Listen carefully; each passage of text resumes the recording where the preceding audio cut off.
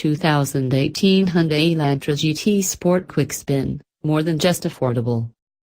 A few months ago, the discussion at Autoblog HQ led to the term mildly spicy. Cars like the Honda Civic Hatch, the Volkswagen Golf and Mazda3 aren't quite GTI or Focus ST-level hot hatches, but they still provide a great mix of fun, practicality and affordability. The Hyundai Elantra Sport fits the same basic mold, minus the hatchback. That's why we were so eager to get behind the wheel of the new Elantra GT Sport.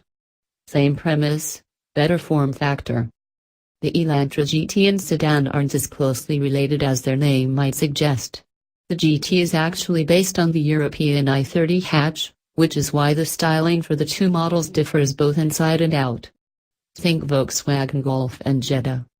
The suspension tuning is also slightly different, but both cars share the same turbocharged 1.6-liter inline-four, mated to either a 6-speed manual or a 6-speed dual-clutch transmission.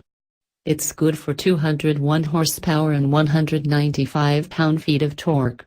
That's roughly equal to the new 2017 Honda Civic Si, though the Honda weighs a few hundred pounds less than the Elantra.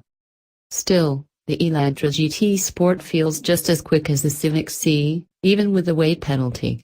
Minimal turbo lag means peak torque arrives at just 1,500 revolutions per minute.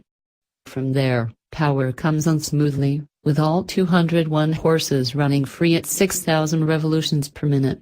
The smooth shifter and well-placed clutch are a perfect match for the engine, even if it's not quite as slick as the Hondas.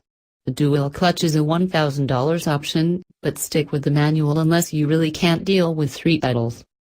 Michigan roads are known for being flat, straight and pockmarked. Thankfully, Hyundai managed to find some decent pavement just outside of Ann Arbor.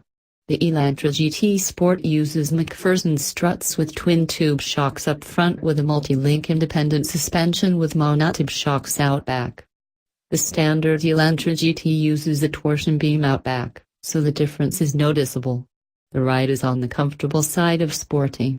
The car dealt with rough pavement well, though these were the best Michigan conditions we could have hoped for.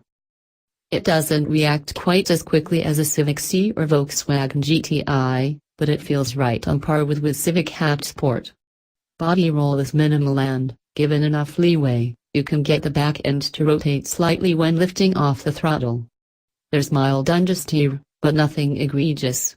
The steering is firm and quick, but there's some disconnect between what's going on with the tires and the feedback through the wheel. Hyundai still hasn't quite nailed steering feel like the Germans or Japanese, though the Koreans are quickly catching up.